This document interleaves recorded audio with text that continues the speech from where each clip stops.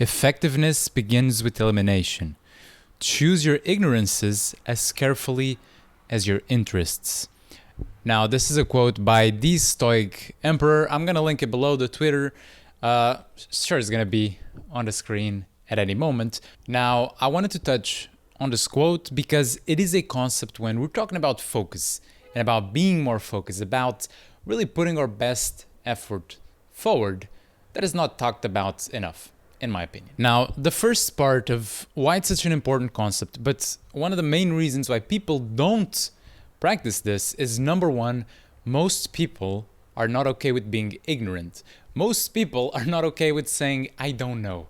With saying, I didn't see the news. I don't know what happened on Twitter yesterday. I don't know the latest about, the Johnny Depp trial. And because most people are not okay with that, they need to, prove a point to themselves and to others that they know everything. They need to keep up with everything. And if you need to keep up with everything, it's as good as not keeping up with anything, because you're going to know a lot of surface level stuff, but you're not going to know anything deeply. You're not going to do anything deeply, and you're never going to reap rewards for that deep work. So this is this is the first part of this equation. And one of the things that, if I were you, and this is something I try to practice, which is pay no attention to things that do not matter to what you're trying to achieve, to what you're trying to do, and to what you care about. If you couldn't give less of a fuck about international conflicts that are happening, and you weren't planning to donate anyway, why are you wasting time with it? You're not going to do anything. It's just taking mental space that could be used to get your goals faster, to build new habits, to just do better. So it's okay to be ignorant. Now, that's the first part. The second part is that we always think about adding and never about subtracting. If, let's say, you're trying to be more disciplined, you're trying to use your time better, you're trying to get to a certain goal, I'm sure that when you're trying to do those things, when you're trying to improve, you're always thinking about, what can I add? What new habit can I do? What new routine should I do? What's the new training program that I should do? But very rarely, maybe never, have you thought about, what am I doing right now? What is holding me back right now that if I remove completely, if I stop doing, won't make any difference? Or in other words, it will make a drastic difference because you'll free up time. And time, unlike money, is one of the main risks. I don't know where I'm going with that. So I want to ask you this.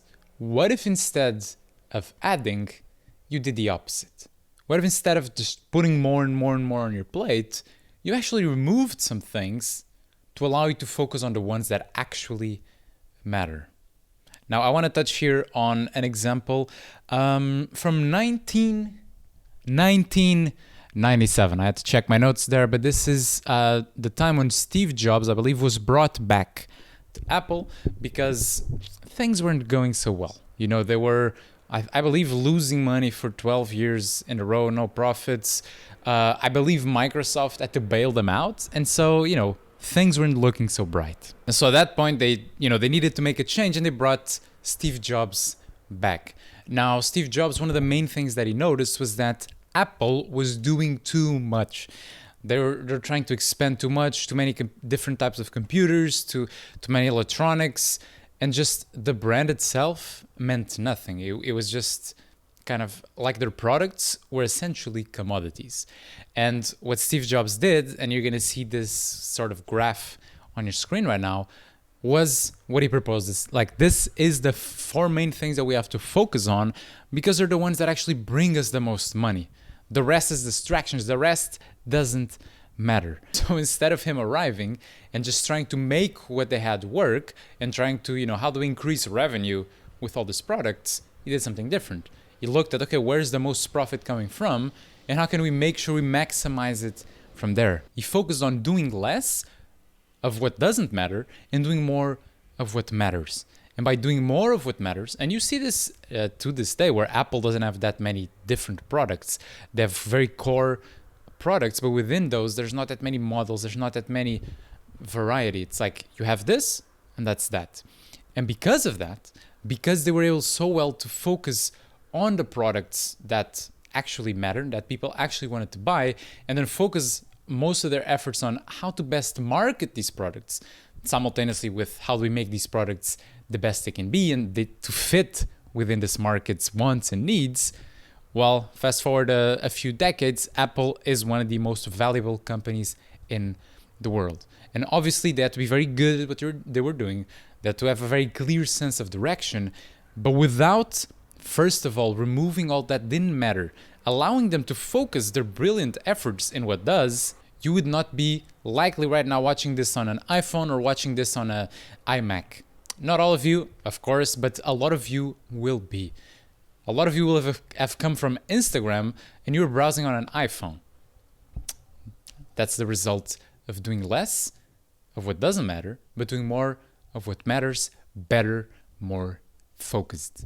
And so, to leave off the video, and I want to keep it short, I want to give you here a quote by Marcus Aurelius that really drives the point home. And you know, this quote was written more than 2,000 of years ago. And so it is more relevant than ever. And that's why, you know, Marcus Aurelius is one of my favorite people of all time. So the quote is this: most of what we say and do is not essential. If you can eliminate it, you'll have more time and more tranquility. Ask yourself at every moment, is this necessary? Thank you for watching, and I'll see you on the next one.